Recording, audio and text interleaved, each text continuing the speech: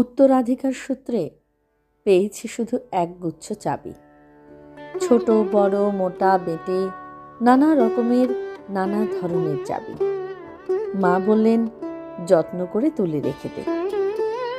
তারপর যখন বয়স বাড়ল, জীবন এবং জীবিকার সন্ধানে পথে নামতে হলো, পকেটে সম্বল শুধু সেই একগুচ্ছ চাবি, ছোট বড় মোটা বেটে নানা রকমের নানা ধরনের চাবি। কিন্তু যেখানে যাই সামনে দেখি প্রকাণ্ড এক দরজা, আর তাতে ঝুলছে প্রকাণ্ড এক তালা। পকেট থেকে চাবির গুচ্ছ বের করি, এ চাবি সে চাবি, ঘোরাই ফেরাই, লাগে না খোলে না। শ্রান্ত হয়ে ঘরে ফিরি। মা দেখেন আর হাসেন, বলেন ওরে তোর বাবার হাতেও ওই চাবি দিয়ে ওই দরজাগুলো খোলেনি, শুনেছি নাকি তার বাবার হাতে খুলত। আসল কথা কি জানিস?